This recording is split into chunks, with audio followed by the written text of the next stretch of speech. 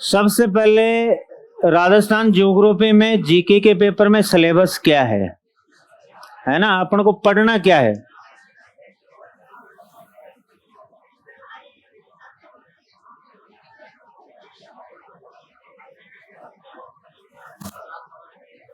सबसे पहले क्या पढ़ना है भाई, राजस्थान का सामान्य परिचय, जिसमें राजस्थान के वर्तमान भूभाग के लिए किन किन नामों का उल्लेख मिलता है, सबसे पहले उसकी चर्चा करेंगे।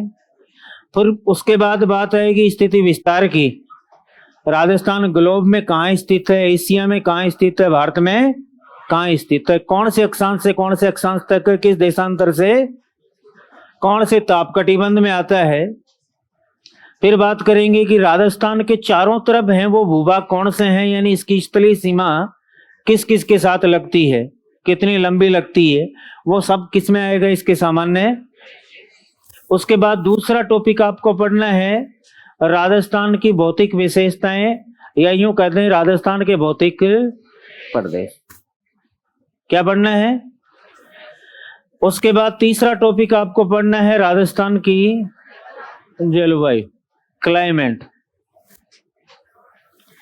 चौथा टॉपिक पढ़ना है अपवाह तंत्र, क्या पढ़ना है भाई, अपवाह तंत्र। अपवाह तंत्र का मतलब क्या होता है भाई,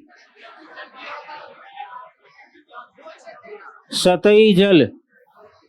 अपवाह तंत्र का मतलब क्या है, सतही जल, इस सतह के ऊपर जो जल है वो या तो गतिशील रूप में या स्थिर रूप में, नदियां या झीलों के, उनकी बात करेंगे।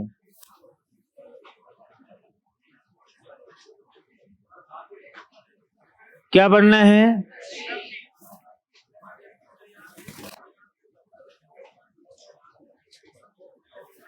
क्या पढ़ना है,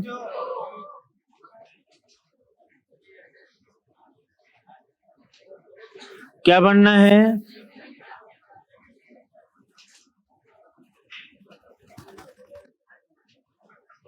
क्या पढ़ना है,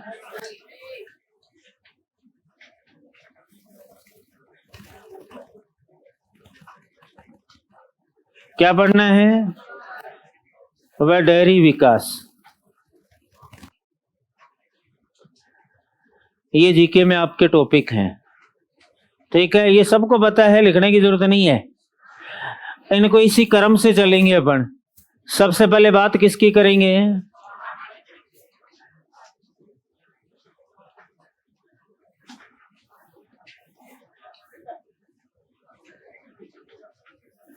राजस्थान का मतलब है वह भूभाग जो 3,42,239 वर्ग किलोमीटर में फैला हुआ है।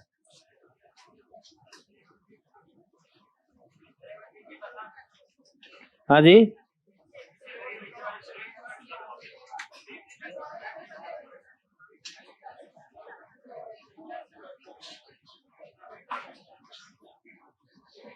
लिखोगे, लिख लो भाई।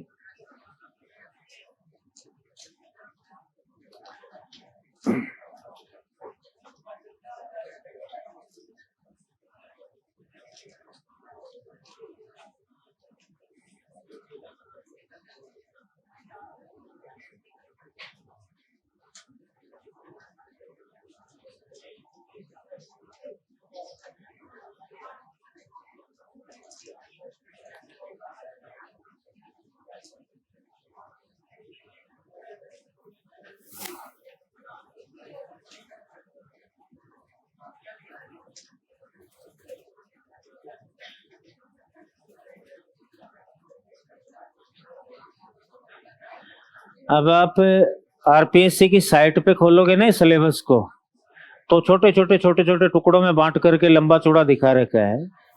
जैसे जनसंख्या है तो जनसंख्या में साक्षरता अलग से, गरीबी अलग से, लिंगानुपात अलग से, है ना, जनजातियों की संख्या, एससी एसटी, इनकी संख्या अलग से वो दे रखी है, तो वो बात सारी इसी में आ गई।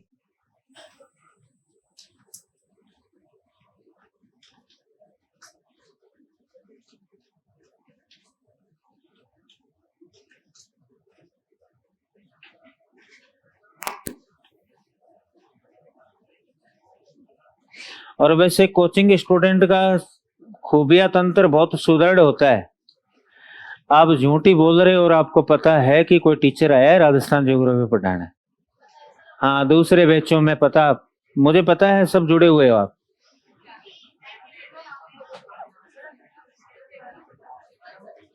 हो गया?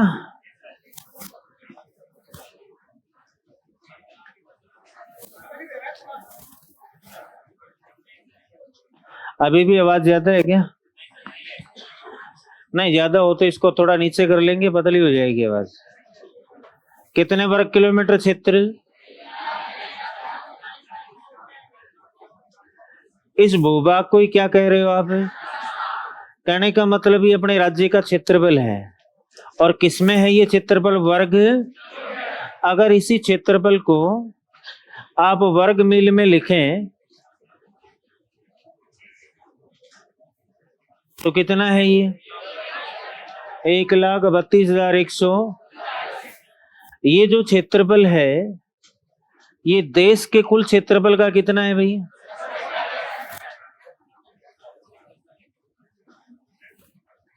देश के कुल क्षेत्रफल का कितना? फिर उसके बाद अगली बात आएगी कि क्षेत्रफल के अनुसार राजस्थान का देश में स्थान कौन सा है? कौन सा है भाई? पहला स्थान है। कब से है ये पहला स्थान?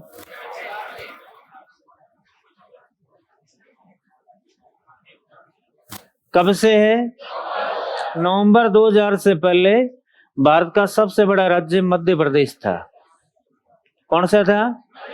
लेकिन नवंबर 2000 में अटल बिहारी वाजपेयी के शासनकाल में मध्य प्रदेश से अलग राज्य गठित किया गया, छत्तीसगढ़। उसके बाद क्षेत्रफल में नंबर 1 पर क्या है अपना? राजस्थान। ठीक है, यहाँ क्षेत्रफल पढ़ना नहीं है, क्षेत्रफल की चर्चा आगे करेंगे। मैं तो केवल ये समझाने के लिए इस भूभाग को आप क्या कहोगे। और ये जो अपना वर्तमान भूभाग है ना, इसके लिए अब तक किन किन नामों का उल्लेख मिलता है?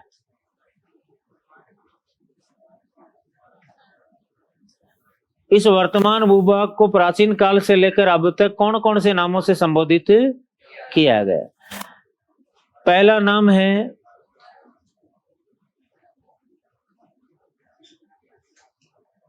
ब्रह्मवृत्त या ब्रह्मदेश। मोटा लिखो, ये लो भाई।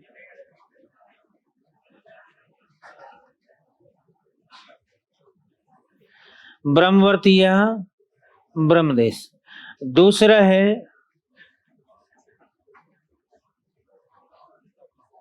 क्या है? मरुकांतार। तीसरा नाम है धानवन। कौन सा? चौथा नाम है विंसन। कौन सा नाम? पांचवा नाम है राजपूताना। और छठवां वर्तमान नाम है, और बीच में रायथान और रजवाड़ा भी आएगा। रायथान और सबसे पहले बात करें किसकी? देखो, ब्रह्मवर्त या ब्रह्मदेश नाम है ना, ये 2 शब्दों के मेल से बना है। कितने शब्दों के मेल से? इन दोनों में पहला जो वर्ड है वो क्या है? और दूसरा व्रत या देश। वृत्त या, ब्रह्म का मतलब होता है ईश्वर या देवता। ब्रह्म का मतलब क्या है? ईश्वर या। वृत्त का मतलब है निवास क्षेत्र। वृत्त का मतलब है, और देश का मतलब है भूभाग। तो क्या अर्थ निकला ब्रह्मवर्त या ब्रह्मदेश का? वह भूभाग जहां स्वयं ईश्वर या देवता निवास करते। यानी राजस्थान वो भूमि है जहां किनका निवास माना गया है? स्वयं ईश्वर या। ये माना किनके द्वारा गया है? ऐसा किनका मानना था? और आर्यों ने कौन से साहित्य की रचना की है? इसका मतलब वैदिक साहित्य में राजस्थान के वर्तमान भूभाग को किस नाम से संबोधित किया गया भाई? ब्रह्मवर्ती या ब्रह्मदेश। अब सवाल ये आता है कि आज का जो राजस्थान है पूरा, क्या वो संपूर्ण भूभाग इस ब्रह्मवर्ती या ब्रह्मदेश में शामिल था, या किसी भाग विशेष को ही ब्रह्मवर्त कहा गया है? तो देखिए, वैदिक साहित्य में एक नदी है आपकी सिंधु, कौन सी? और एक प्राचीन काल में राजस्थान से होकर बहती थी। इन दोनों नदियों के बीच वाला जो भूभाग है ना, इसको कहा गया ब्रह्मवर्ती या ब्रह्मदेश। वैदिक साहित्य में किन दो नदियों के बीच की भूमि को कहा गया भाई? सिंधु और सरस्वती के बीच वाली भूमि को।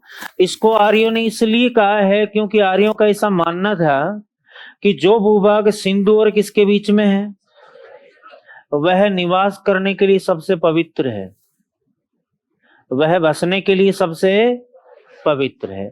याद रखना, वैदिक साहित्य का सबसे प्राचीन ग्रंथ कौन सा है? हाँ जी। और ऋग्वेद में जो 10वां मंडल है, कौन सा? उस 10वें मंडल में नदियों का उल्लेख मिलता है। किन का उल्लेख मिलता है भाई? कौन से मंडल में? और 10वें मंडल के कौन से सूक्त में? नदी सूक्त। कौन से सूक्त में? नदी सूक्त में। और ऋग्वेद में जिन नदियों का उल्लेख है ना, उनमें सबसे ज्यादा बार किस नदी के नाम का उल्लेख है? क्योंकि जो खास या महत्वपूर्ण है उसका नाम सबसे ज्यादा बार। इसका मतलब ऋग्वेद काल के जो आर्य थे, उनकी सबसे महत्वपूर्ण नदी कौन सी थी? क्योंकि आर्य मूल रूप से मध्य एशिया के रहने वाले थे, आपने हिस्ट्री में पढ़ा होगा। मूलतः कहाँ के रहने वाले थे ये? और इनका प्रारंभिक जो व्यवसाय था ना, वो पशुपालन था। ये खेती बाड़ी नहीं करते थे, केवल क्या करते थे? पशुपालन। तो ये पशुओं के चारे की खोज में कभी यहाँ कभी वहां भटकते, यानी इनका जो शुरुआती जीवन था ना, वो घुमक्कड़ था। आर्यों का प्रारंभिक जीवन कैसा था? घुमक्कड़ या यायावर। और इनका प्रारंभिक व्यवसाय कौन सा था? ऐसा कहते हैं कि एक बार पशुओं के चारे की खोज में ये भटकते हुए मध्य एशिया से दक्षिण की ओर खैबर दर्रे से होकर भारत में प्रवेश कर गए। कौन से दर्रे से होकर भारत आए माने जाते हैं? खैबर दर्रे से। याद रखना, वर्तमान में आपका ये खैबर दर्रा पाकिस्तान को मध्य एशिया से जोड़ता है। वर्तमान में किसको किससे जोड़ता है? पाकिस्तान को मध्य। तो उसी खैबर दर्रे से होकर ये आए थे। तो सबसे पहले खैबर दर्रे से होकर आने का मतलब, मान लो ये दर्रा है, खैबर इधर से आए तो किस नदी घाटी क्षेत्र में आएंगे? हाँ जी। तो इसका मतलब भारत में सबसे पहले कहाँ है? अब यहाँ सिंधु नदी घाटी क्षेत्र में आने के बाद इनके जो भटकाव था ना जिंदगी में, वो खत्म हो गया। इनको चारे के लिए भटकने की आवश्यकता नहीं हुई, क्योंकि यहाँ हर ऋतु में इनको चारा मिला। विशेषकर चारे की कमी है वो ग्रीष्म ऋतु में होगी। कौन सी ऋतु में? चारे की कमी उसी समय होती है ना। लेकिन ग्रीष्म ऋतु में सिंधु के आसपास पर्याप्त हरियाली होती है, क्योंकि आपकी सिंधु नदी में बाढ़ ही गर्मियों में आती है। अपने राजस्थान की नदियों की बात करेंगे तो बाढ़ जैसे आसार कभी बन भी जाएं तो वो वर्षा ऋतु में बनेंगे। और सिंधु में बाढ़ आएगी वो कब आएगी?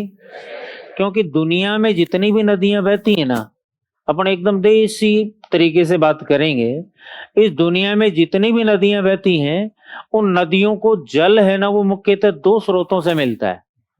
भाई नदियों का मतलब पानी तो बहा रहे हैं ना अपने साथ, इनके जो पानी के स्रोत हैं वो दो हैं। या तो वर्षा से पानी मिलेगा इनको, या जो ऊंचे पर्वत शिखर हैं जिनके ऊपर बड़े बड़े हिमनद हैं, वो फिसलकर नीचे आएंगे, उनके पिघलने से क्या होगा? तो जो ग्लेशियर के पिघलने से निकलती हैं उन नदियों में पानी की मात्रा कब ज्यादा होगी? भाई बर्फ ज्यादा गर्मियों में तो पिघलेगी ना। ये सिंधु नदी भी आपके कैलाश पर्वत के हिमनद से ही तो निकल कर आ रही है। तो इसका मतलब इसमें जल की सर्वाधिक मात्रा कब होगी? तो बाढ़ आएगी क्या गर्मियों में? बाढ़ आएगी, चारों तरफ पानी फैलेगा। एक बार पानी भरेगा फिर सूखेगा, तो नमी के कारण जो उस मिट्टी में घास के बीज वो अंकुरित होंगे, चारों तरफ घास के मैदानों का विकास होगा क्या? तो क्या गर्मियों में चारा मिल गया? उसके बाद वर्षा ऋतु आएगी, वर्षा ऋतु में दक्षिणी पश्चिमी मानसूनी हवाओं से फिर इस क्षेत्र में वर्षा होगी, फिर चारा मिल रहा है। सर्दियों में वैसे ही कम नहीं होता, फिर गर्मियों में पुनः बाढ़ आ गई। यानी यहाँ आने के बाद इनकी जिंदगी का भटकाव खत्म। पहले ये घुमक्कड़ जीवन जीते थे, यहाँ आने के बाद इन्होंने स्थायी रूप से घर बनाकर रहना शुरू। तो ये प्रश्न भी तो पूछा जाता है कि आर्यों ने सबसे पहले स्थायी रूप से मकान बनाकर कहां से रहना प्रारंभ किया था? कौन से क्षेत्र से?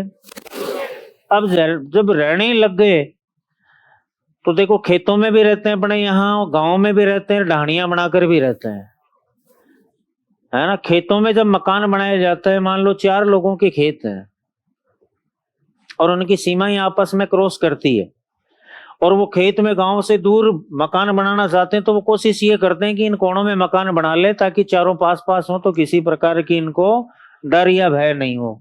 और क्या बन जाती है? ढाणी। ऐसे ही आर्यों ने पहले 4, 5, 6 घर बनाए, फिर धीरे धीरे इनके गांव बनने लगे, और गांव बनने के बाद जब इनकी आबादी बढ़ी तो इनकी मनसा भी बढ़ने लगी कि यार क्यों न अपन बड़े क्षेत्र पर अधिकार करें। तो गांवों से इन्होंने राज्यों की स्थापना कर दी और विभिन्न आर्यों के राज्य स्थापित हो गए। फिर इतिहास में एक युद्ध हुआ, दशराग्य युद्ध, पढ़ा होगा आपने। ये सारे लिखाऊंगा नहीं, केवल समझा रहा हूं क्योंकि अपने ये हिस्ट्री में ज्यादा है। ये दशराग्य युद्ध है ना, ये रावी नदी के किनारे हुआ था। कौन सी नदी के किनारे? उस समय इस नदी को पुरुषनी कहा जाता था। क्या कहते थे? पुरुषनी नदी। और इस युद्ध में एक तरफ तो आर्यों के राजा सुदास थे और दूसरी तरफ 10 राजाओं के संयुक्त 10 राज्य का मतलब है, राज्य का मतलब राजा होता है, राज्य का मतलब क्या है? तो वह युद्ध जो कितने राजाओं के विरुद्ध लड़ा गया, उसमें एक तरफ आर्यों के राजा और सामने कितने राजाओं की संयुक्त सेना। अब उन 10 में से भी ऐसा कहते हैं कि 5 तो आर्य ही थे।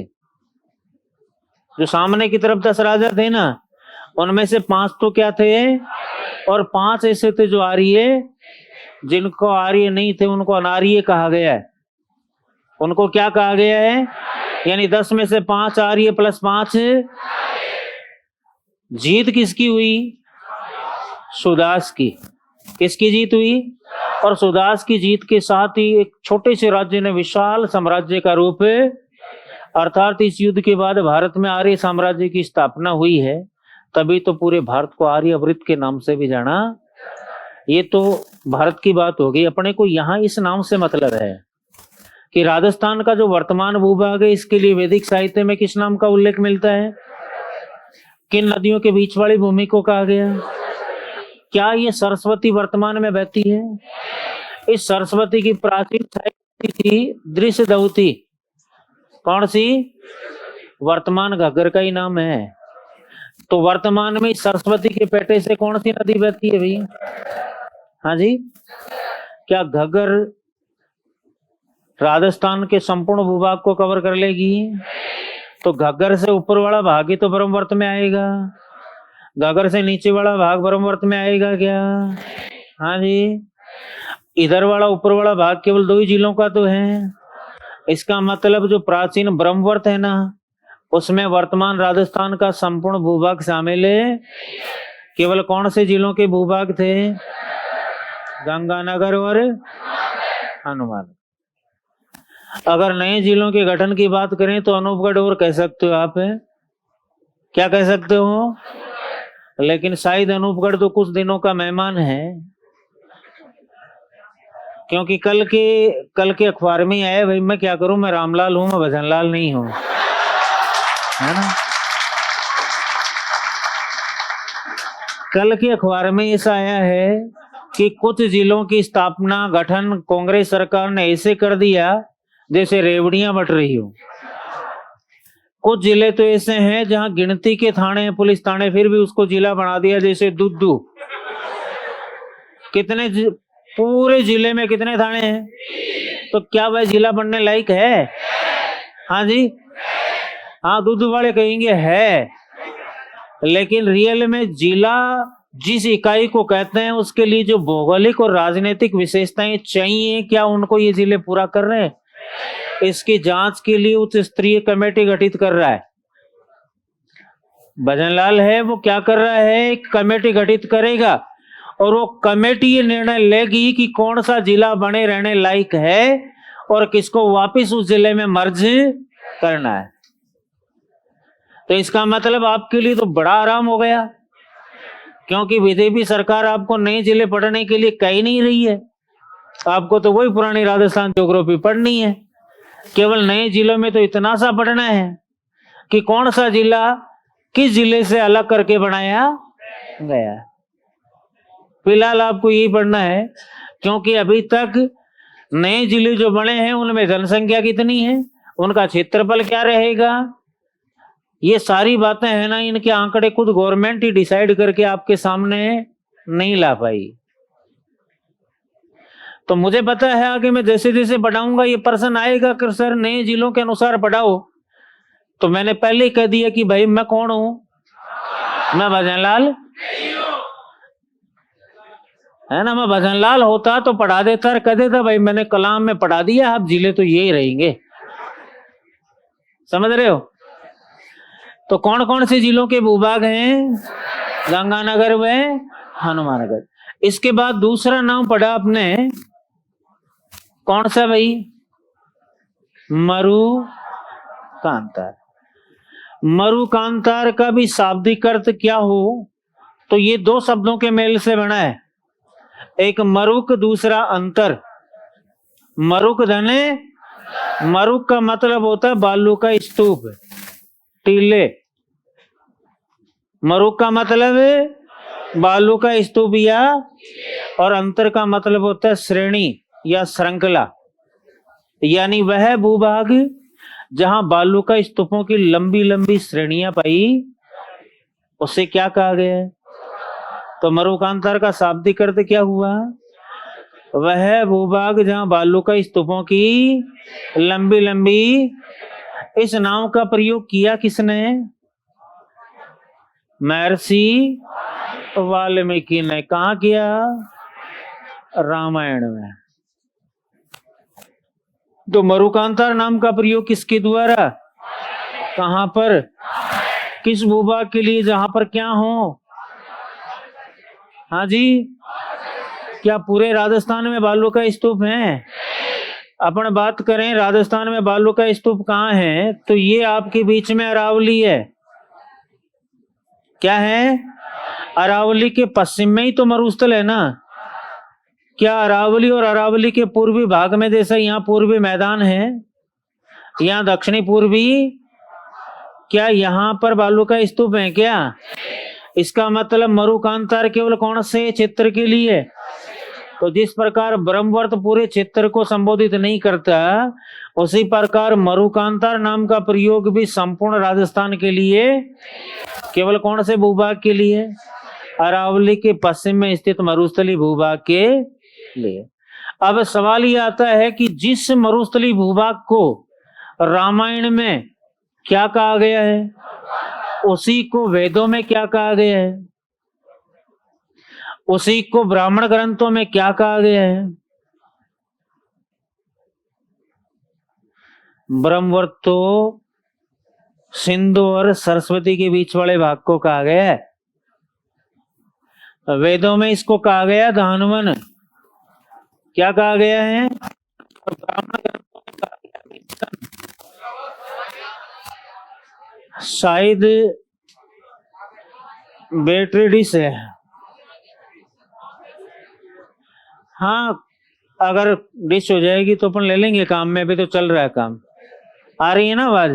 कई बार कट हो जाता है। वेदों में तो क्या कहते हैं इसे, और ब्राह्मण ग्रंथों में? ये नाम तो आप कल्चर जब पढ़ते हैं तब भी आता होगा ना। आया था क्या? क्या स्थापत्य कला पढ़ ली आपने? नहीं पढ़ी? स्थापत्य कला का मतलब भवन निर्माण से संबंधित कला, और राजस्थान में स्थापत्य कला में अगर प्रमुख चीज देखें तो दुर्ग हैं, महल हैं, हवेलियां हैं, छतरियां हैं, बावड़ियां हैं। यही तो मुख्य एग्जाम्पल है ना। याद रखना, भारत में सबसे ज्यादा दुर्ग महाराष्ट्र में है। कहाँ है? पहले राजस्थान का नंबर कौन सा था, लेकिन एमपी छत्तीसगढ़ अलग होने के बाद तो अब राजस्थान का दुर्गों की संख्या के आधार पर भारत में स्थान।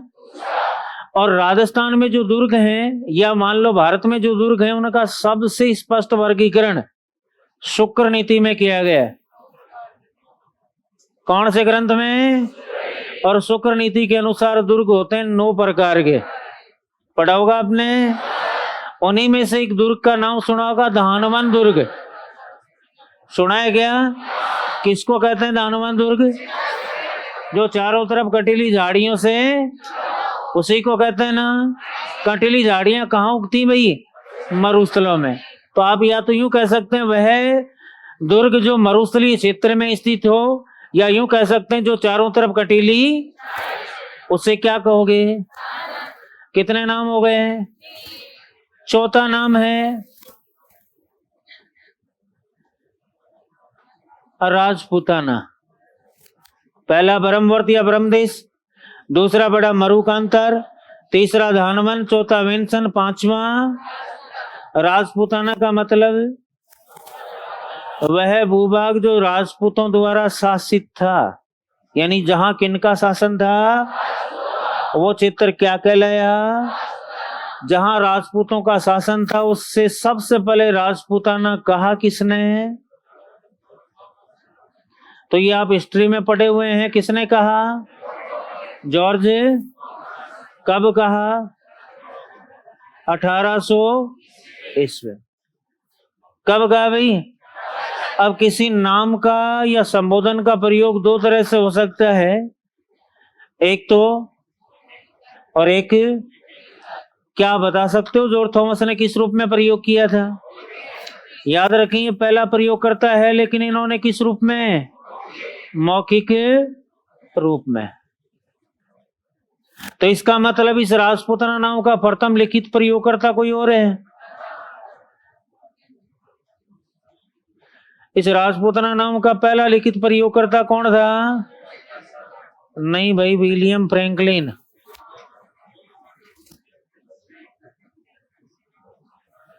राजस्थान के वर्तमान भूभाग के लिए सर्वप्रथम राजपूताना नाम का लिखित प्रयोग किसके द्वारा? विलियम। कब? 1805 में। मौखिक रूप से सबसे पहले तो किसने? कब? और लिखित रूप से पहली बार कब? किसके द्वारा? ये दोनों दोस्त थे, ये फ्रेंड थे। ये तो था सैन्य अधिकारी, ये तो क्या था भाई? और ये था साहित्यकार। फ्रैंकलिन तो क्या था? और जॉर्ज थॉमस क्या था? जिस समय जॉर्ज थॉमस ने इस भूभाग को राजपूताना कहा ना, उस समय ये ग्वालियर का अंग्रेज सैन्य अधिकारी था। कहाँ का? कहाँ पड़ता? ग्वालियर। और ग्वालियर में शासक था उस समय दौलत राव सिंधिया। कौन था भाई? तो दौलत राव सिंधिया के शासन काल में ये ग्वालियर के अंग्रेज सैन्य कमांडर थे।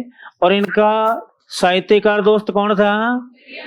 विलियम फ्रैंकलिन ने अपने सैनिक दोस्त जॉर्ज थॉमस की जीवनी लिखी थी और उसको नाम दिया था the military memoirs of mister George Thomas. ये पुस्तक वास्तव में क्या है? जॉर्ज थॉमस की जीवनी है। और इसके लेखक कौन है? और ये पुस्तक कब प्रकाशित हुई? और इसी पुस्तक में पहली बार लिखित रूप से किसका उल्लेख? इसका मतलब पहला लिखित प्रयोगकर्ता कौन? और जिसने सबसे पहले राजपूताना लिखा है, वो ये खुद कह रहा है कि इस नाम का प्रयोग सबसे पहले किसने किया? इसका मतलब पहला प्रयोगकर्ता कौन? तो जॉर्ज थॉमस ही राजपूताना नाम का पहला प्रयोग करता था। इसका एक प्रमाण तो है ये पुस्तक, और दूसरा प्रमाण है एक और पुस्तक, प्राचीन राजपूताने का इतिहास।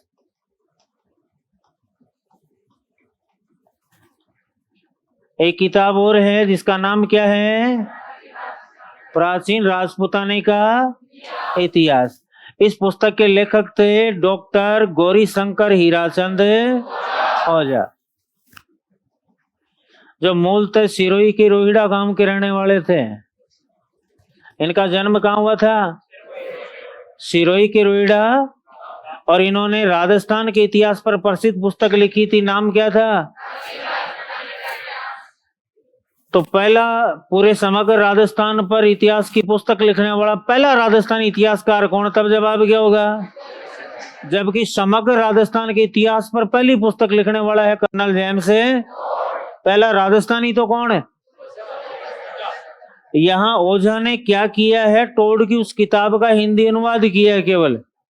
कर्नल टोड की जो पुस्तक थी ना, the annals and antiquities of Rajasthan, उसका हिंदी अनुवाद किया और उसको क्या नाम दे दिया, प्राचीन राजपूताने का। कहने का मतलब ये पुस्तक वास्तव में टोड की पुस्तक का हिंदी अनुवाद। क्लियर। और इस पुस्तक में ओझा ने खुद ने भी ये माना है कि राजपूताना नाम का पहला प्रयोगकर्ता कौन है। ठीक है। अब इस राजपूताना नाम को लेकर एक प्रश्न और आता है कि ब्रिटिश शासन काल जो था ना, उस ब्रिटिश शासन काल में राजस्थान के वर्तमान भूभाग को किस नाम से संबोधित किया। क्योंकि अंग्रेजों ने कभी भी इस भूभाग को प्रशासनिक दृष्टि से राजस्थान नाम से संबोधित नहीं किया था। ये आजादी तक हमें छोड़कर गए, तब तक क्या कहते रहे इस क्षेत्र को। तो इसका मतलब ब्रिटिश शासन काल में राजस्थान को किस नाम से संबोधित किया जाता था, राजपूताना। क्लियर। यहां तक लिख लें, फिर लास्ट नाम पढ़ेंगे।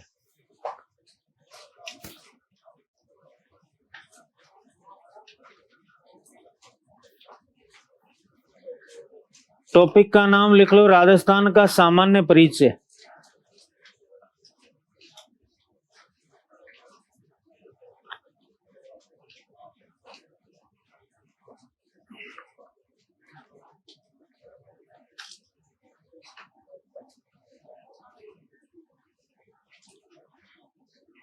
राजस्थान का सामान्य, और इसमें लिखें राजस्थान के वर्तमान भूभाग के लिए, राजस्थान के वर्तमान भूभाग के लिए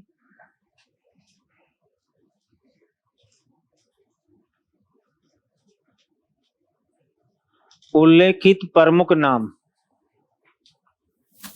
राजस्थान के वर्तमान भूभाग के लिए उल्लेखित प्रमुख नाम। एक बार ये नाम पूरे लिख लें आप, फिर एक एक को पढ़ेंगे। पहला ब्रह्मवर्त या ब्रह्मदेश,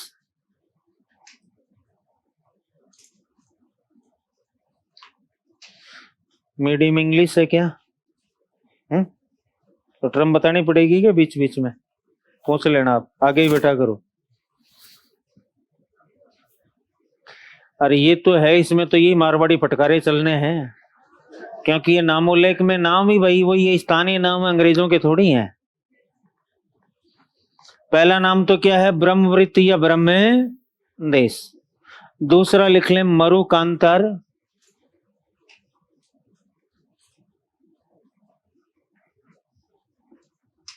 तीसरा लिख लें धानवन। चौथा लिख लें विंसन, विंसन। पांचवा लिख लें राजपूताना, और छठवां लिख लें राजस्थान। अरे ये लिखे हुए हैं भाई।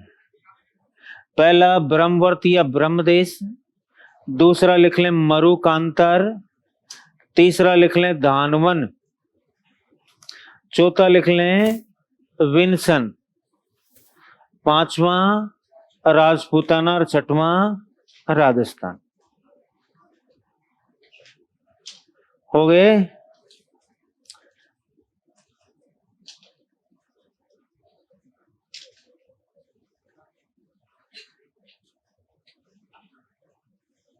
अब दोबारा से नंबर 1 लगाकर लिख लो, ब्रह्मवर्त या ब्रह्मदेश।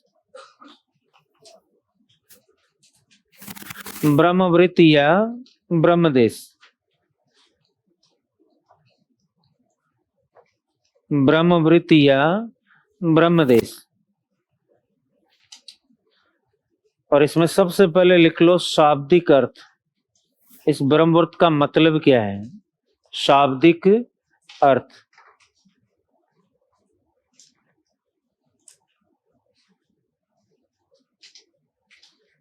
क्या बताए थे भाई?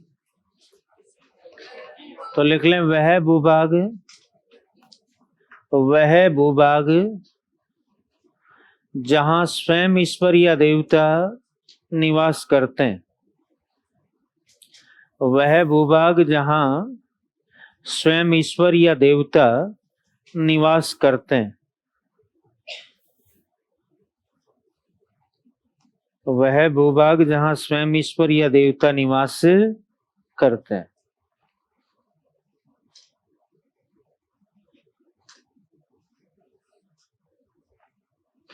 अगली लाइन में लिखें, वैदिक साहित्य में, इसी में लिखना है नीचे, वैदिक साहित्य में सिंधु व प्राचीन सरस्वती, वैदिक साहित्य में सिंधु व प्राचीन सरस्वती नदियों के मध्य, वैदिक साहित्य में सिंधु व प्राचीन सरस्वती नदियों के मध्य स्थित भूभाग को, प्राचीन सरस्वती नदियों के मध्य स्थित भूभाग को ब्रह्मवृत्त या ब्रह्मदेश नाम से संबोधित किया गया है। सिंधु व प्राचीन सरस्वती नदियों के मध्य स्थित भूभाग को ब्रह्मवृत्त या ब्रह्मदेश नाम से संबोधित किया गया है।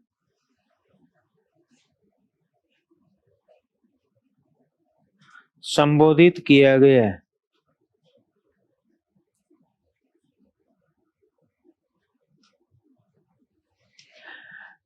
अगली लाइन में लिखें, इस क्षेत्र के अंतर्गत, कौन से क्षेत्र? ब्रह्मवर्त या ब्रह्मदेश। इस क्षेत्र के अंतर्गत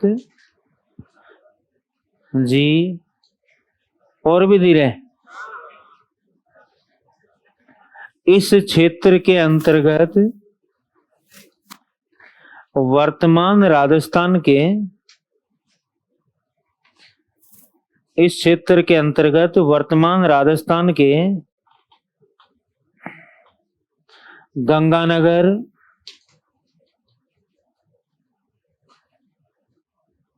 व हनुमानगढ़ जिलों के,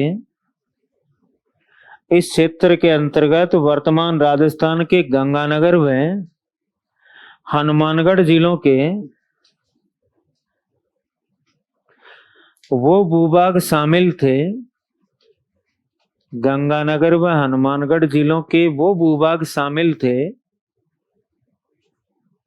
जो वर्तमान घग्गर नदी के पेटे से,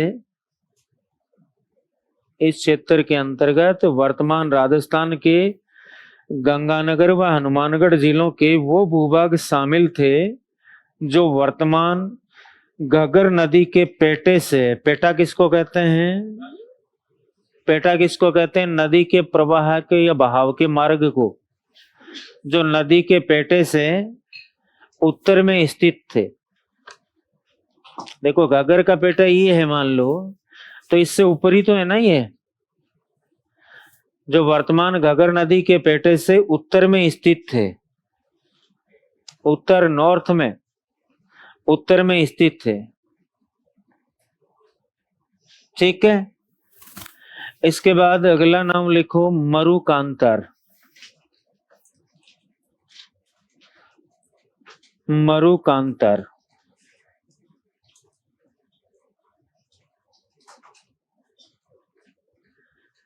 इसमें भी सबसे पहले शाब्दिक अर्थ लिख लो। शाब्दिक अर्थ बराबर लिख लेना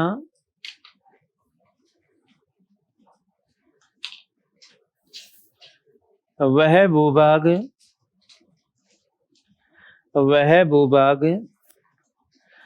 जहां बालू का स्तूपों की वह भूभाग जहां बालू का स्तूपों की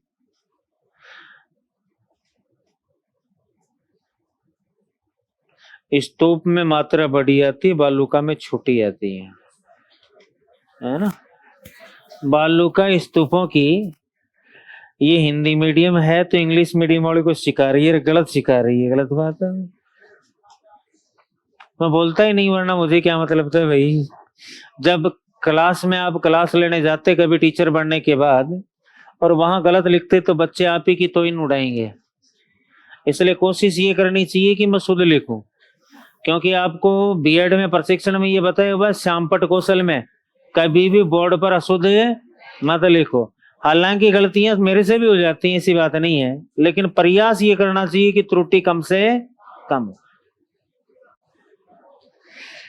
वह भूभाग जहां बालू का स्तूपों की लंबी लंबी वह भूभाग जहां बालू का स्तूपों की लंबी लंबी श्रेणियां पाई जाती, लंबी लंबी श्रेणियां पाई जाती।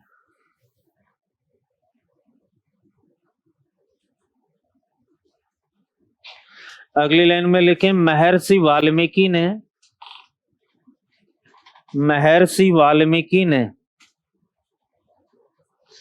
अपने ग्रंथ रामायण में महर्षि वाल्मीकि ने अपने ग्रंथ रामायण में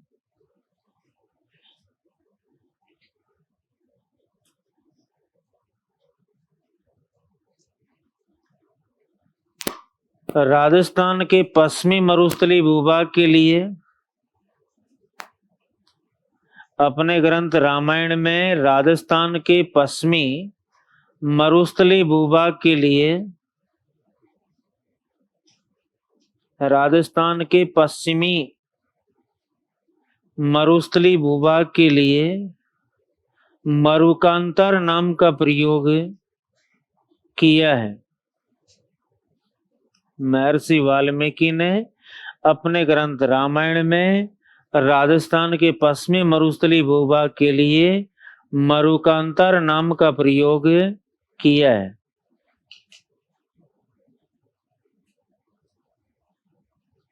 मरुकांतर नाम का प्रयोग किया है।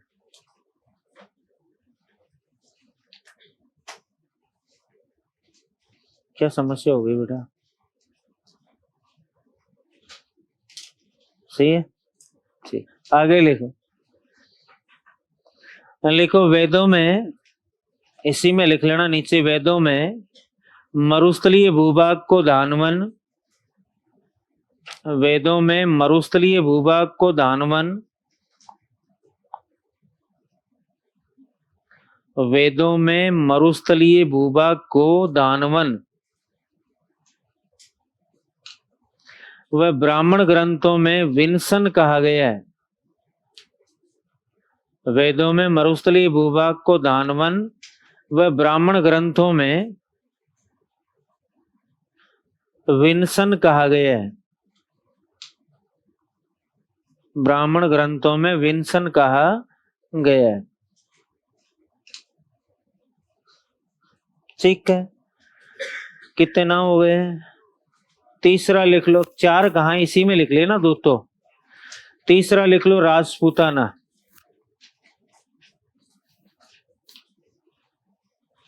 क्या लिखोगे? शाब्दिक अर्थ लिख लो, राजपूतों द्वारा शासित क्षेत्र, राजपूतों द्वारा शासित क्षेत्र।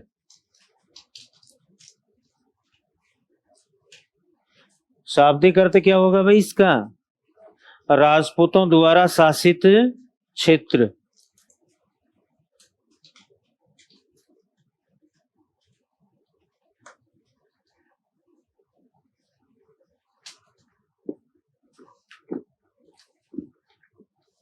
आगे लिखें, राजस्थान के वर्तमान भूभाग को, राजस्थान के वर्तमान भूभाग को सर्वप्रथम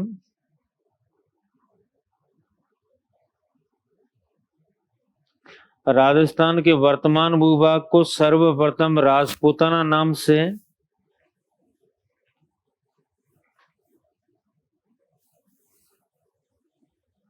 संबोधित करने वाला विद्वान, राजस्थान के वर्तमान भूभाग को सर्वप्रथम राजपूताना नाम से संबोधित करने वाला विद्वान,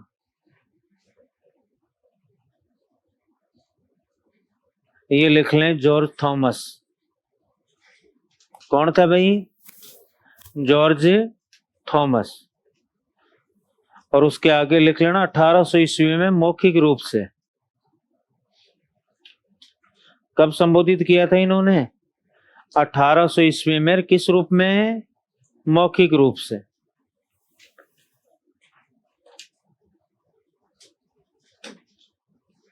अठारह सौ ईस्वी में मौखिक रूप से।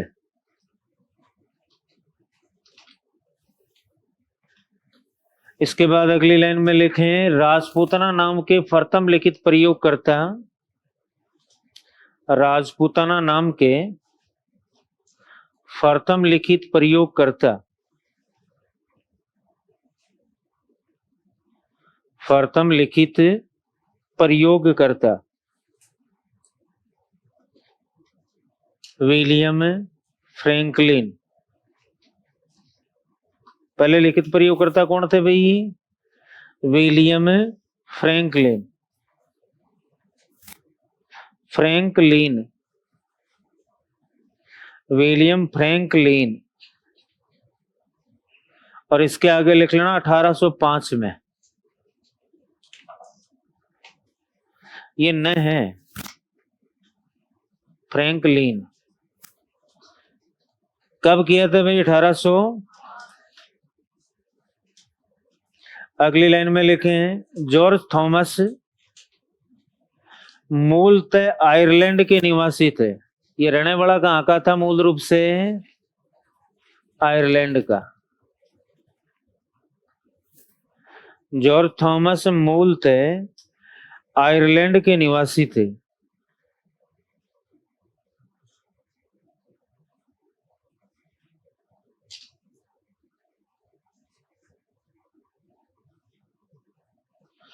अगली लाइन में लिखें जॉर्ज थॉमस दौलतराव सिंधिया के शासन काल में, जॉर्ज थॉमस दौलतराव सिंधिया के शासन काल में, जॉर्ज थॉमस दौलतराव सिंधिया के शासन काल में ग्वालियर के अंग्रेज सैन्य कमांडर थे। कहाँ के? ग्वालियर के। जॉर्ज थॉमस दौलतराव सिंधिया के शासन काल में ग्वालियर के अंग्रेज सैन्य कमांडर थे। अंग्रेज सैन्य कमांडर थे। सैनिक नहीं, सैन्य एक ही बात है। अंग्रेज सैन्य कमांडर थे।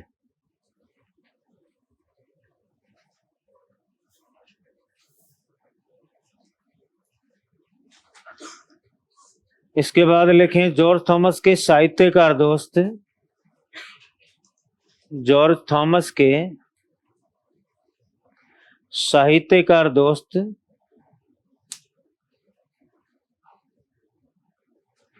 विलियम फ्रैंकलिन ने, जॉर्ज थॉमस के साहित्यकार दोस्त विलियम फ्रैंकलिन ने जॉर्ज थॉमस की जीवनी लिखी।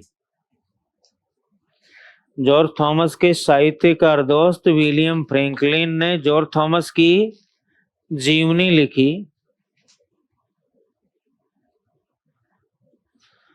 आगे किताब का नाम लिख लो, the military memoirs of mister George Thomas. जीवनी का नाम क्या था? The military memoirs of mister George Thomas. The military memoirs of mister George Thomas. The military memoirs of mister George Thomas.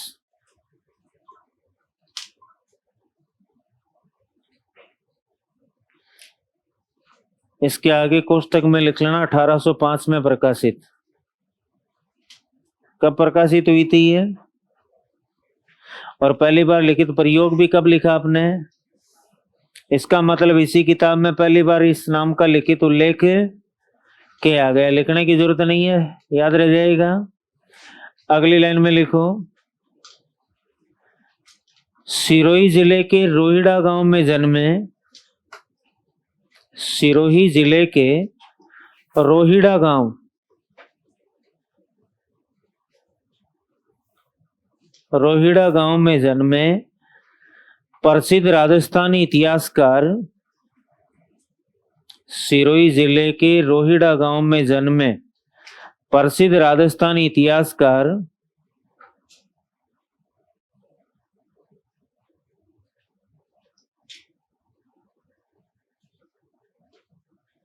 Doctor Gaurishankar Hirachand ओझा ने भी, प्रसिद्ध राजस्थानी इतिहासकार डॉक्टर गौरीशंकर हीराचंद ओझा, डॉक्टर गौरीशंकर हीराचंद ओझा ने भी अपनी पुस्तक, डॉक्टर गौरीशंकर हीराचंद ओझा ने भी अपनी पुस्तक प्राचीन राजपूताने का इतिहास में, किताब का नाम क्या था? प्राचीन राजपूताने का इतिहास में, राजपूताना नाम का, अपनी पुस्तक प्राचीन राजपूताने का इतिहास में राजपूताना नाम का प्रथम प्रयोगकर्ता, प्राचीन राजपूताने का इतिहास में राजपूताना नाम का प्रथम प्रयोगकर्ता जॉर्ज थॉमस को माना है। दोबारा देखना पूरा। सिरोही जिले के रोहिड़ा गांव में जन्मे प्रसिद्ध राजस्थानी इतिहासकार डॉक्टर गौरीशंकर हीराचंद ओझा ने भी अपनी पुस्तक प्राचीन राजपूताने का इतिहास में राजपूताना नाम का प्रथम प्रयोगकर्ता जॉर्ज थॉमस को माना है। प्रथम प्रयोगकर्ता जॉर्ज थॉमस को माना है।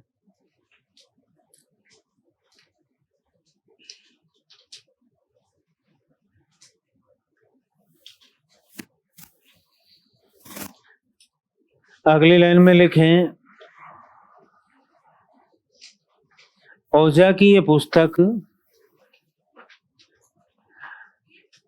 ओझा की यह पुस्तक, जो गौरीशंकर हीराचंद ओझा लिखा है ना आपने, उसी की बात कर रहे हैं। ओझा की यह पुस्तक कर्नल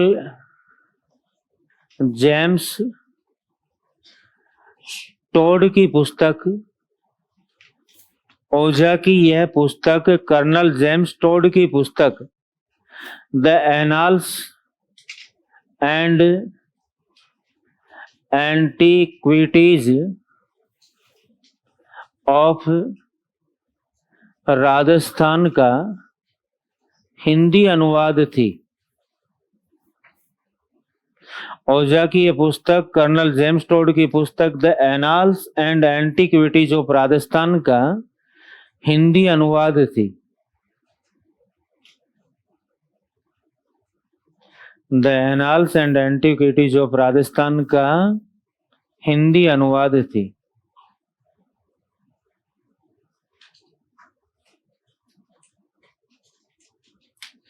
ओझा की यह पुस्तक कर्नल जेम्स टोड की पुस्तक the annals and antiquities of Rajasthan का हिंदी अनुवाद थी। और लास्ट लाइन लिख लो, ब्रिटिश शासन काल में, ब्रिटिश शासन काल में राजस्थान के वर्तमान भूभाग को, ब्रिटिश शासन काल में राजस्थान के वर्तमान भूभाग को और राजपूताना नाम से संबोधित किया जाता था। ब्रिटिश शासन काल में राजस्थान के वर्तमान भूभाग को राजपूताना नाम से संबोधित किया जाता था। ब्रिटिश शासन काल में राजस्थान के वर्तमान भूभाग को राजपूताना नाम से संबोधित किया। कितने नाम पढ़ लिए? लास्ट नाम पढ़ना है आपको, कौन सा? अब राजस्थान में 3 चीजें पढ़नी पड़ेंगी आपको। एक तो इसका अर्थ क्या है,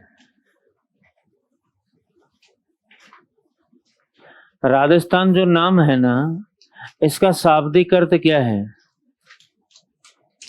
इसको आराम से 2 टुकड़ों में बांटकर पढ़े तो ये अर्थ आ रहा है राजस्थान, यानी राजाओं का स्थान।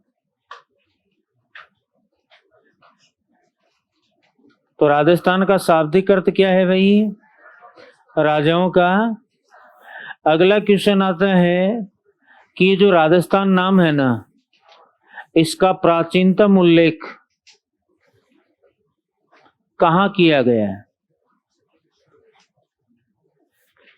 राजस्थान नाम का सबसे प्राचीन उल्लेख कहाँ से मिलता है? किस शिलालेख से या किस ग्रंथ से मिलता है? बताओ भाई, क्या हुआ भाई साहब? कोई काम आ गया? नाराज हो गया?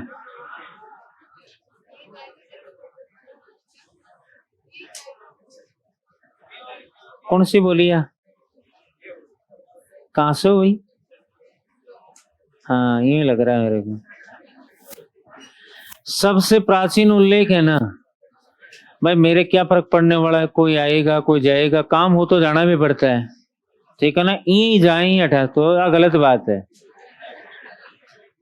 काम हो तो जाना भी पड़ता है भाई। क्योंकि आप में से बहुत ऐसे हैं जो दोहरी भूमिका में हैं, वो स्टूडेंट भी हैं, परिवार भी चला रहे हैं, है ना। तो फोन आ भी सकता है, कोई इमरजेंसी काम हो भी सकता है, और आप अपने परिवार में पढ़े लिखे लोगों में से आते हैं इस, और जयपुर में रहते हैं, तो जयपुर के आसपास से यदि आपके गांव से कोई आए तो भी आप ही को कॉल करेगा। वो कोई काम के लिए भी आप ही को तो बोलेगा ना, वहां है तो यार ये काम कर देना। तो मुझे पता है काम होते हैं, लेकिन बार बार डिस्टर्ब ठीक नहीं है। बस प्राचीनतम उल्लेख है वो कहाँ किया गया भाई? जवाब होगा बसंतगढ़ शिलालेख। राजस्थान नाम का सबसे पहले उल्लेख कहां से मिलता है? हाँ जी, ये शिलालेख कहां से मिला है? कहां से? सिरोही में। कहां से? सिरोही में कहां से? खीमल माता मंदिर से।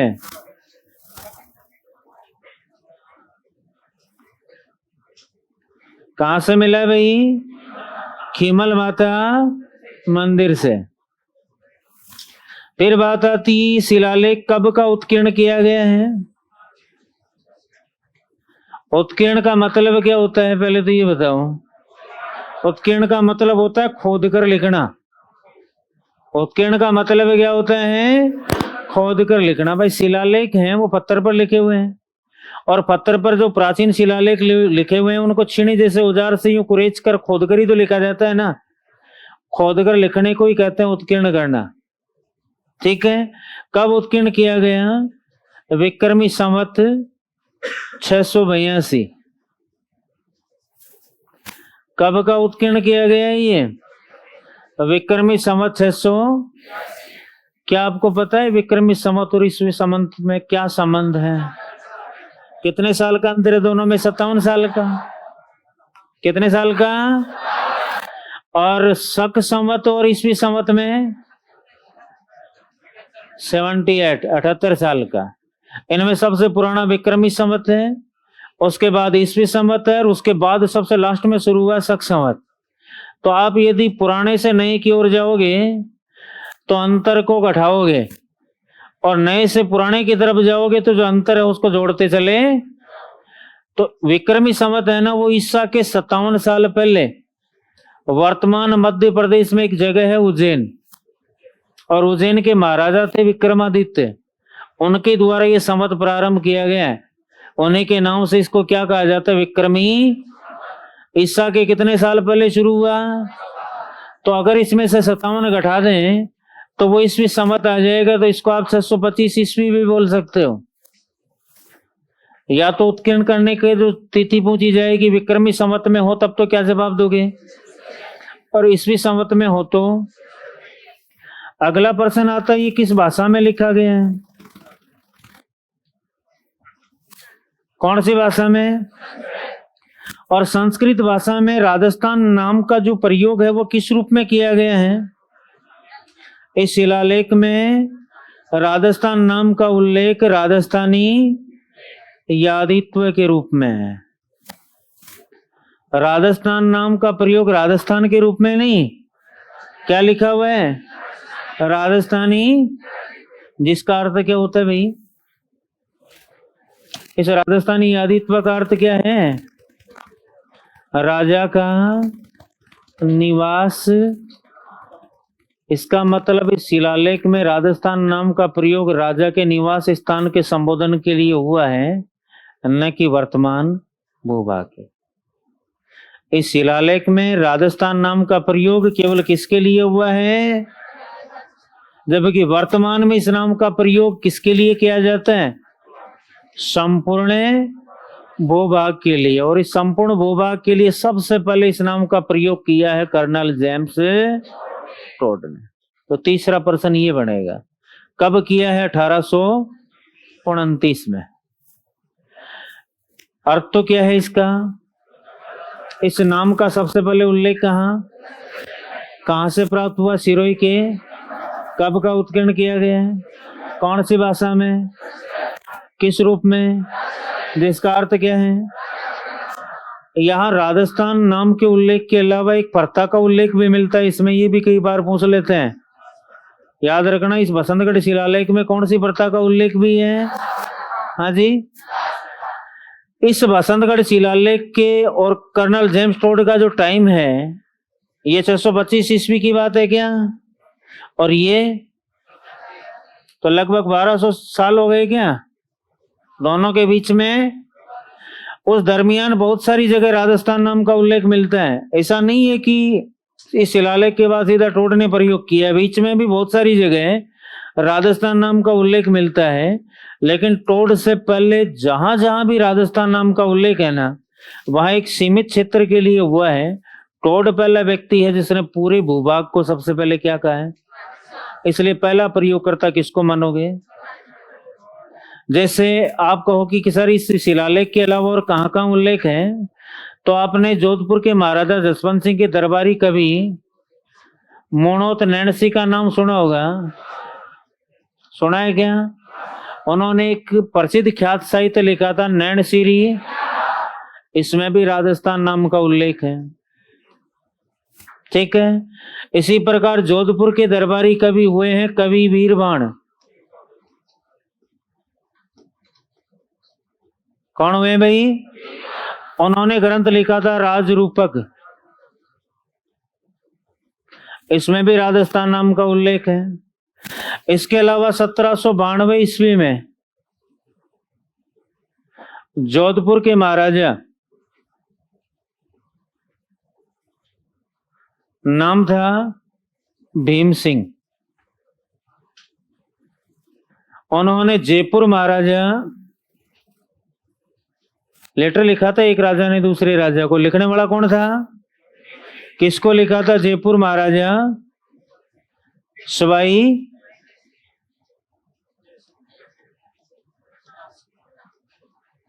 किसको लिखा था?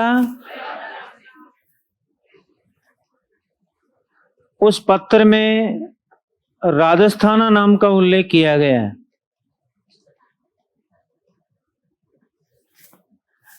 इस पत्र में भी कौन से नाम का उल्लेख मिलता है?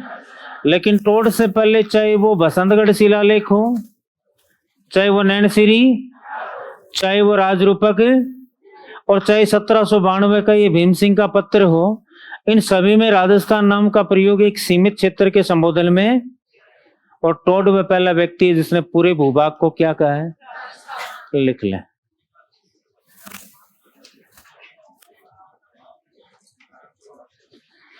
अरे भैया आराम से लिखूंगा, आपकी स्पीड बहुत कम नहीं है क्या, मेरी ज्यादा है?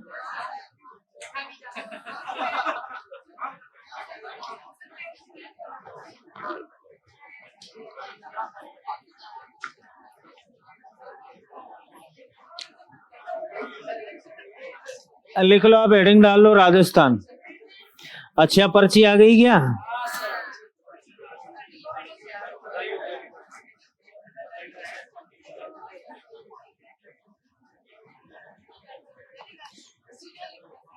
आज तो तुम मैं बोले भी पहले देखना नहीं चाहिए।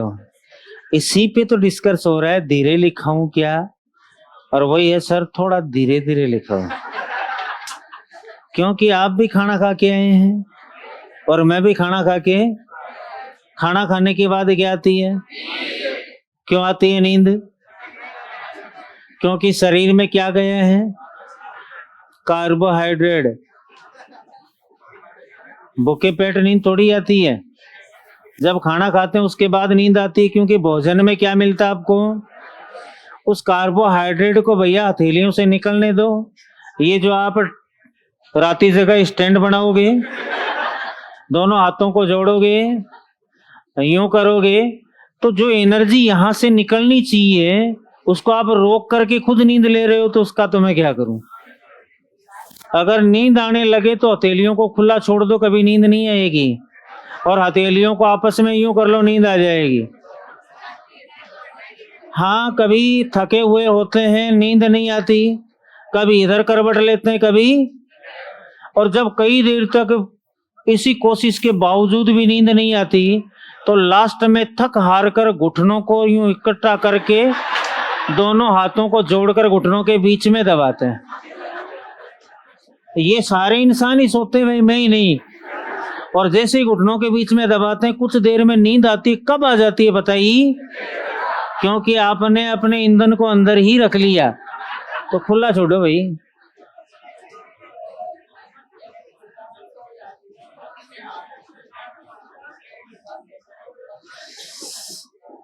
सारे एसी चलवा दो। अभी जाएंगी तब उनको कहेंगे भी थोड़ी गर्मी है। अरे क्या पता इसी सर्विस भी है कि नहीं, किसी का नीचे लटका हुआ जबाड़ा, किसी का ऊपर है। क्यों यार, चलती रिस्क कभी नहीं लेनी चाहिए। आपने या मैंने इसको चलाया है कि पहले नहीं चलाया ना, इसलिए रिस्क नहीं लेनी।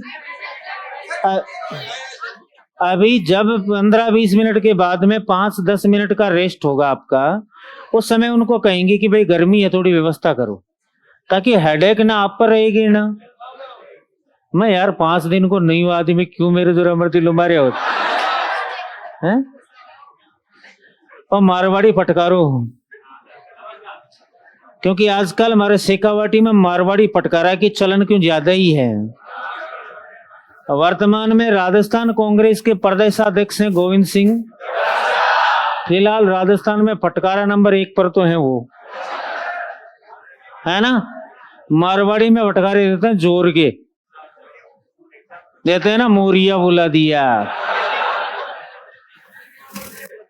चलो लिखिए, आप करेंगे, आपकी रिक्वेस्ट करेंगे भाई। सबसे पहले लिख लो शाब्दिक अर्थ। एक और चिट्ठी आ गई। अब ये बीच में डाकिया है, वो कई बार 3-3 दिन तक रोक भी तो लेता है ना। तो एक डाकिया यहाँ आगे बेटा रोक ले भाई सबको, अब मत देना आगे।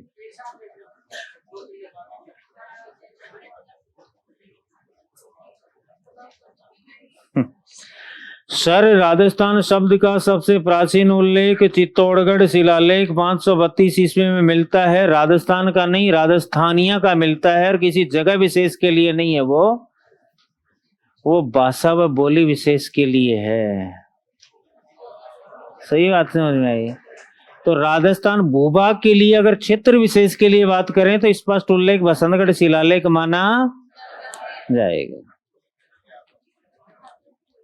बस आप प्रश्न करोगे, पता है मुझे हिस्ट्री की चीज भी पूछोगे तो कोई दिक्कत नहीं है भैया, हाँ कोई समस्या नहीं है।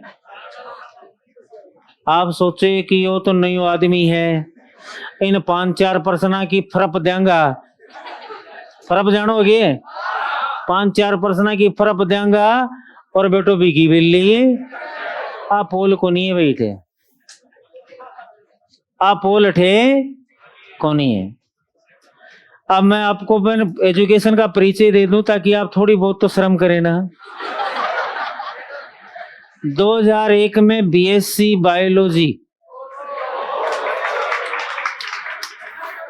कॉलेज थी एस के कॉलेज सीकर, यानी 2001 में बायोलॉजी से बीएससी हूं, ठीक है। फिर 2001 के बाद 2001 यानी 2, 3 और 4 एलएलबी किया है वहीं से, ठीक है। जब फाइनल ईयर था एलएलबी उसी समय 2004 में वसुंधरा की शुरुआती सरकार ने 3rd ग्रेड की वैकेंसी निकाली थी। तब घर वालों ने पीछे से लगा लगा के कि बीएड करो, क्या करो, तब पीटीटी का फॉर्म भर दिया और उसमें 9वीं रैंक के साथ सिलेक्शन हो गया, पता ही नहीं कैसे हुआ। और गांधी विद्या मंदिर सरदार सर कॉलेज से पहले सिक्कर चूरू झुंझुनू में एक ही था वो, और सीट थी 4200, आज की तरह 1 लाख नहीं थी। तो वहां से बीएड हो गया, एलएलबी फाइनल के साथ ही सेटिंग बात तो थे, सिक्कर वाले थे। तो माइग्रेशन यहां से निकाला, वहां कॉपी दिया, वहां से निकाल कर यहां दिया, दोनों डिग्रियां साथ चलती रही, क्योंकि मुझे पता था न तो एलएलबी के साथ बीएड काम में आएगी न बीएड के साथ एलएलबी काम में, तो दोनों एक साथ ही। उसके बाद 5-6 में राजस्थान विश्वविद्यालय से पॉलिटिकल साइंस से पीजी हूं, 2005 और 2006 में ही फाइनल ईयर के साथ ही नेट जेआरएफ हो गया। अब उसके बाद पढ़ने का सिलसिला ऐसा हुआ कि 1999 में जब मैं फर्स्ट ईयर में था, सेकंड ईयर में सॉरी, फर्स्ट ईयर पास करके सेकंड ईयर में गया था, इतने में घर वालों ने कर दी शादी, ठीक है। अब शादी करने के बाद अगर बाल विवाह हुआ तो बच्चे भी जल्दी हो गए। अब बच्चे जल्दी हुए तो जब तक बीएड एमएड की ना तब तक तो बच्चे पढ़ने वाले हैं। अब बच्चों को बार बार ये कहूं कि बेटा पढ़ने से ऐसा होगा वैसा होगा, तू जल्दी उठा कर जल्दी सोया कर, ऐसा करना चाहिए, ऐसे पढ़ना चाहिए, ये शिक्षा मैंने कहा रोज देनी पड़ेगी। और बच्चों को ये लगेगा कि यार ये पापा है कि कोई दुश्मन है।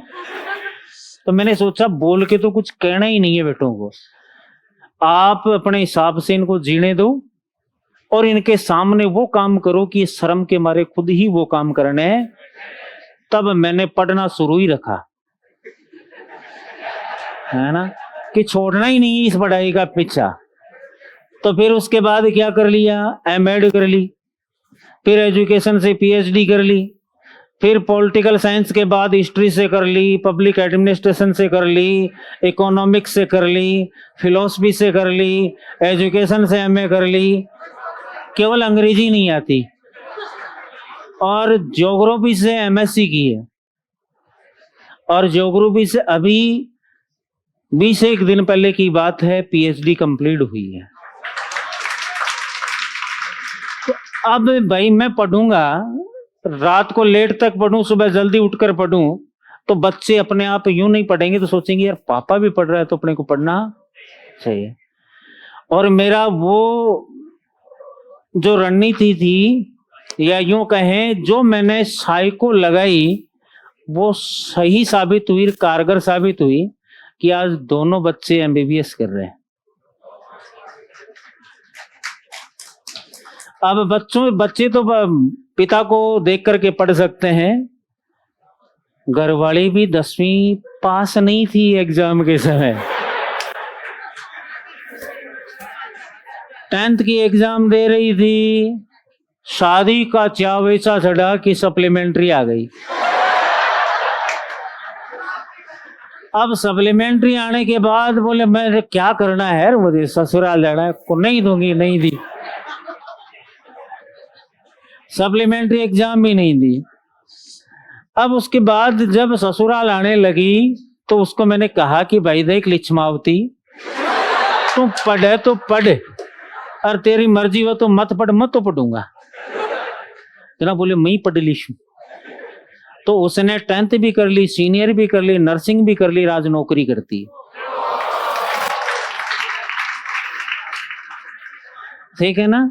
तो अब ये पर्सन है ना, ये आप न पूछे तो ही ठीक है, आपसे रिक्वेस्ट है, आप ये समझ रहे हैं कि यार ये कल का छोरा होगा, तो अब आपको बता दिया कल का छोरा नहीं हूं मैं, 1999 से पढ़ा रहा हूं। अब कुछ ये कहोगे, मुझे पता है सारे प्रश्नों का जवाब रोज प्रश्न नहीं आना चाहिए, आगे सिलेबस चलना चाहिए। तो आगे आपके दिमाग में आएगा कि सर आपने इतना कुछ पढ़ाई अचीवमेंट कर लिया तो आपने नौकरी का प्रयास क्यों नहीं किया। पता है मुझे आएगी ये बात। प्रयास कौन है इस जमाने में जो नौकरी का प्रयास नहीं करेगा। मैंने भी किए हैं, कुछ में हुआ, कुछ में नहीं हुआ, कुछ में हुआ, कुछ में नहीं हुआ। 1999 में शादी के तुरंत बाद सोचा नौकरी लगनी, क्योंकि उस समय फेयर एंड लवली 48 रुपए की आती थी, और ओले की एक क्रीम आती थी छोटी सी 99 की। वो मुझे पता है, जब पहली बार पर्ची पे वो चीजें लिख करके मुझे दी गई तो मैं खुद घर वालों पर आश्रित था। अब मैंने सोचा यार मेरे लिए मांगू कि इसके लिए मांगू, अब करूं तो मैं क्या करूं। इसीलिए 99 में पढ़ाना शुरू कर दिया था, बीएससी के दौरान ही, ताकि फेयर एंड लवली के लिए घर वालों से नहीं मांगना पड़े, क्योंकि शादी कर दी तो वजन तो उठाना ही है।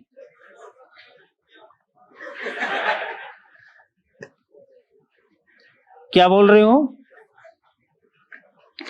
तो 99 में ही स्पोर्ट्स कोटे से मैं आर्मी में सेलेक्ट हो गया, और आर्मी में नर्सिंग असिस्टेंट के पद पर 1 महीने 14 दिन पद पर नहीं जा पाया, बेसिक ट्रेनिंग में ही छोड़कर आ गया। क्योंकि जो बेसिक ट्रेनिंग होती है ना, वो सबकी एक साथ ही होती है, चाहे वो क्लर्क हो और चाहे वो कोई जी हो, जीडी का हो। और उस समय पीटी इंस्ट्रक्टर इतने भयानक थे, बेटा गाली गलौज करते थे भयंकर।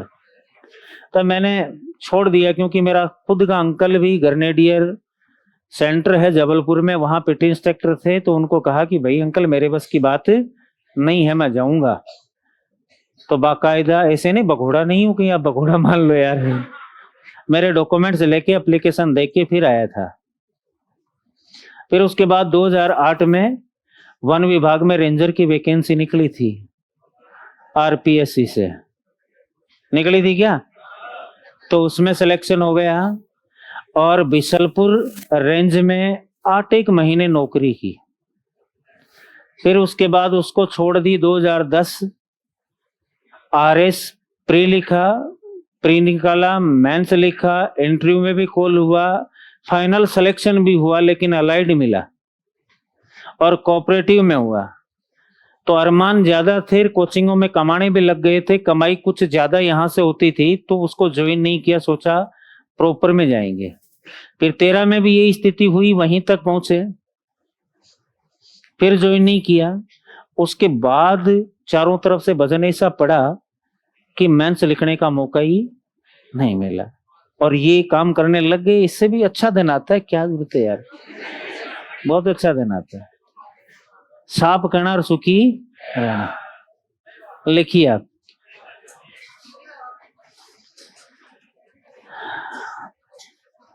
राजस्थान में लिखो शाब्दिक अर्थ।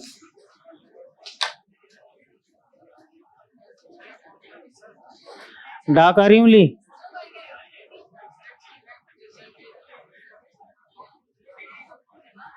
डिग्री का क्या करोगे,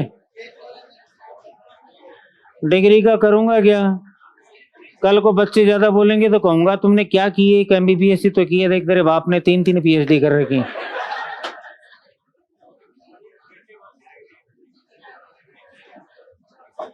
पांच सब्जेक्ट से नेट भी कर लिया है, अब ये चाहता हूं कि 3-4 सब्जेक्ट से और हो जाए।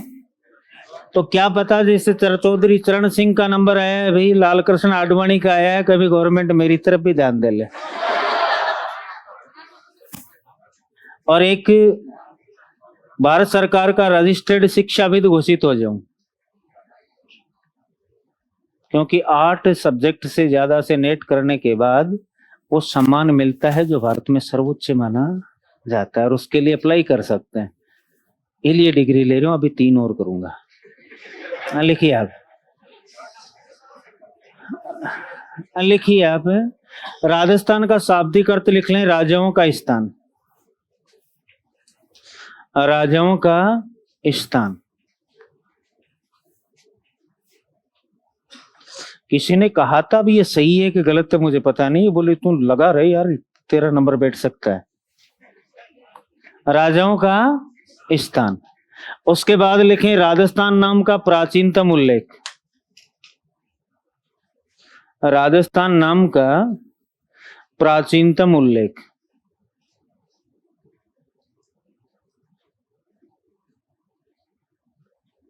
ये लिख लें बसंतगढ़ शिलालेख में।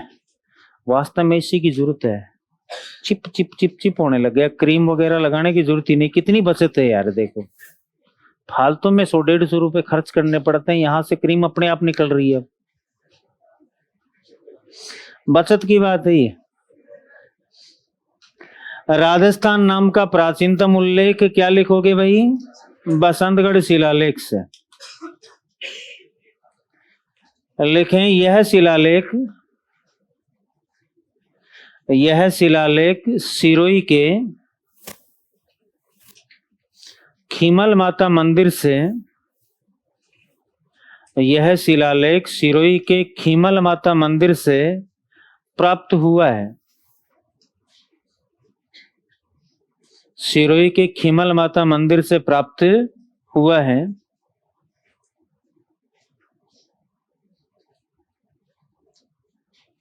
प्राप्त हुआ है। अगली लाइन में लिखें यह विक्रमी संवत 682 या 625 ईस्वी में, यह विक्रमी संवत 682 या 625 ईस्वी में उत्कीर्ण किया गया है। यह विक्रमी संवत 682 या 625 ईस्वी में उत्कीर्ण किया गया।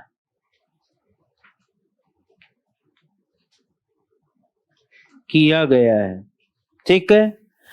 अगली लाइन में लिखें संस्कृत भाषा में लिखें, संस्कृत भाषा में लिखें इस शिलालेख में, संस्कृत भाषा में लिखे शिलालेख में राजस्थान नाम का उल्लेख, संस्कृत भाषा में लिखे इस शिलालेख में राजस्थान नाम का उल्लेख राजस्थानी यादित्व के रूप में, राजस्थान नाम का उल्लेख राजस्थानी यादित्व के रूप में किया गया है। संस्कृत भाषा में लिखे इस शिलालेख में राजस्थान नाम का उल्लेख राजस्थानी यादित्व के रूप में किया गया है। राजस्थानी यादित्व के रूप में किया गया, जिसका अर्थ राजा का निवास स्थान होता है। राजस्थानी यादित्व का अर्थ क्या होता है भाई? राजा का निवास स्थान होता है। ये एक लाइन और लिख लेना, इस शिलालेख में दास प्रथा का उल्लेख भी मिलता है। इस शिलालेख में दास प्रथा का उल्लेख भी मिलता है।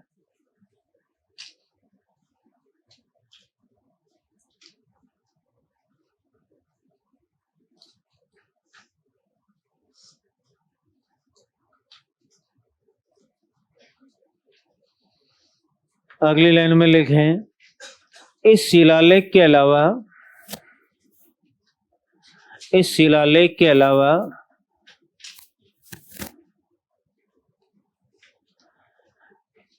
मोणोत नैणसी द्वारा रचित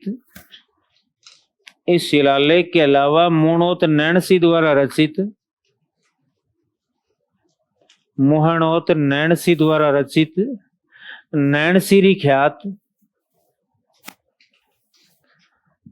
इस शिलालेख के अलावा मोणोत नैणसी द्वारा रचित नैणसीरी ख्यात व कवि वीरबाण द्वारा रचित, इस शिलालेख के अलावा मोणोत नैणसी द्वारा रचित नैणसीरी ख्यात व कवि वीरबाण द्वारा रचित राजरूपक ग्रंथ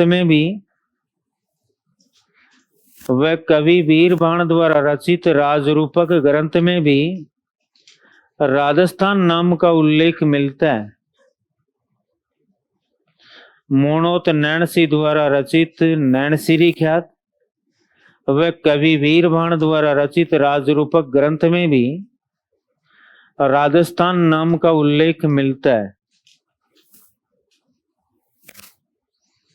राजस्थान नाम का उल्लेख मिलता है।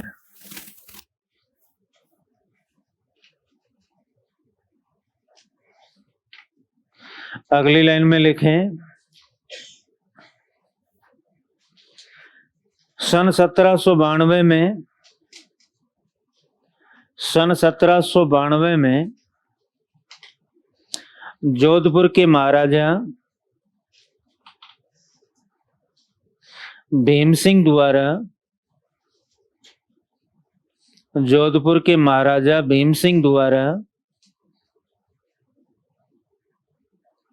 जयपुर महाराजा प्रताप सिंह को, जोधपुर के महाराजा भीम सिंह द्वारा जयपुर महाराजा स्वाई प्रताप सिंह को लिखे गए पत्र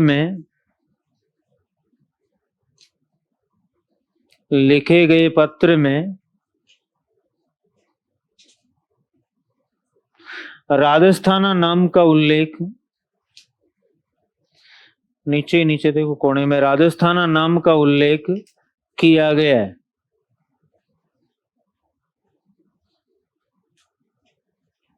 लिखे गए पत्र में राजस्थान नाम का उल्लेख किया गया। लेकिन ये जितने भी एग्जाम्पल पढ़े आपने, बसंतगढ़ शिलालेख, नैणसीरी ख्यात, राजरूपक ग्रंथ, ये पत्र, सब में राजस्थान नाम का प्रयोग एक, तो लिख ले आप, उपरोक्त सभी जगह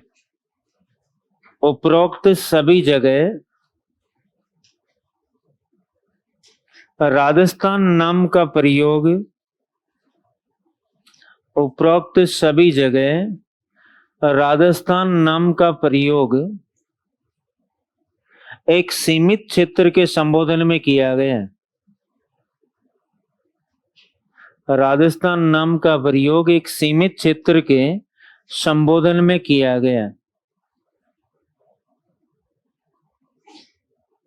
एक सीमित क्षेत्र के संबोधन में किया गया।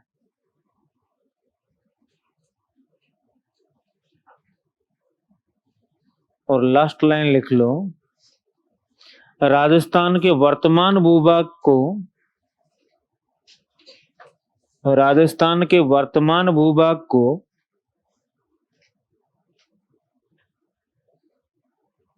सर्वप्रथम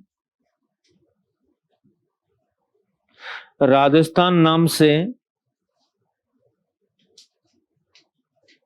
संबोधित करने वाला